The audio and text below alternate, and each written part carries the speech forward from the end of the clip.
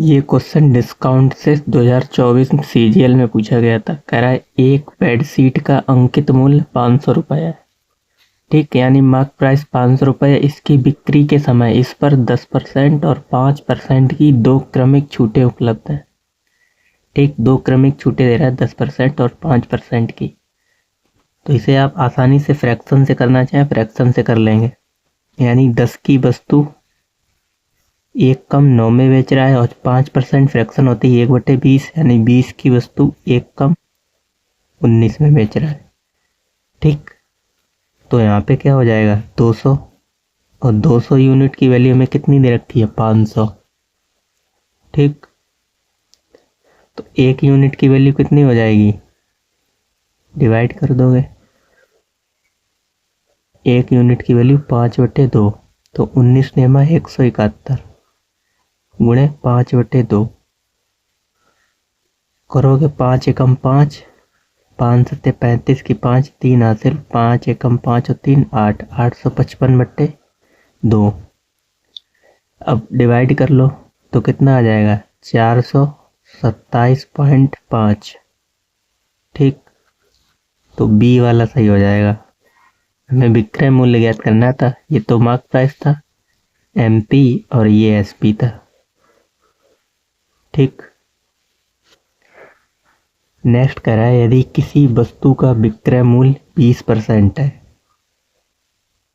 यदि किसी वस्तु का विक्रय मूल्य 20% छूट देने के बाद इतना है तो वस्तु का अंकित मूल्य ज्ञात करें, ठीक। तो 20% की छूट यानी 20% फ्रैक्शन क्या होती है 1/5, यानी 5 की वस्तु हमने 4 में बेच दी, ठीक। छूट देने के बाद उसका अंकित मूल्य कितना है इतना, तो यानी 4 यूनिट की वैल्यू में दे रखी कितनी 1792। तो डिवाइड करोगे 1 यूनिट की वैल्यू आ जाएगी कितनी 4 चौके 16, और यहाँ पे 19 हो गया, 4 चौके 16 और 4 अट्ठे 32, 448। 1 यूनिट की वैल्यू 448, तो 5 यूनिट की वैल्यू कितनी हो जाएगी गुणे 448, तो 8 पंजे 40 और 8 पंजे 40 और 4 44, फिर 8 पंजे 40 और 4 44, कहीं गलती की है, 5 अट्ठे 40, 4 कैरी 5 अट्ठे 40 और 4 44, फिर 40, 5 चौके 20 और 4 24, ठीक, 2240। बी वाला इसमें भी सही हो जाएगा।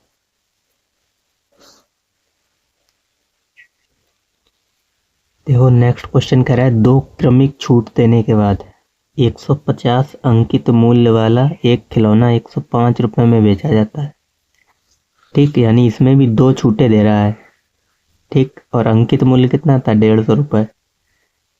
पहली छूट इतनी थी 12.5%, दूसरी हमें मालूम ही नहीं है भाई, ज्ञात करनी है, ठीक। और खिलौना बेचा कितने में 105 रुपये में। देखो हम मान लेते हैं उसका क्रय मूल्य कितना था, यानी उसका अंकित मूल्य तो दे रखा है 150। पहली छूट उसने कितने की दी 12.5%, और 12.5% फ्रैक्शन आपको मालूम है कितनी 1/8, यानी 8 की वस्तु उसने 1 कम 7 में बेच दी, ठीक। और दूसरी हमें छूट मालूम ही नहीं थी, तो दूसरी हम मान लेते हैं X%, ठीक। तो उसने यानी 100 की जो वस्तु थी वो 100 माइनस X में बेच दी, 100 माइनस X% में बेच दी, और कह रहा है इतने में बेचा जाता है, तो 105 यहाँ पे आ जाएगा, ठीक। दो छूट देने के बाद 150 रुपये अंकित मूल्य वाली वस्तु पर दो क्रमिक छूट देने के बाद 105 में बेची जाती है, तो उसका दूसरी छूट कितनी यानी X का मान ज्ञात करना है। देखो 1 0 से ये 1 0, 5 से काटोगे कितने बार 15 सत्ते 105, ठीक।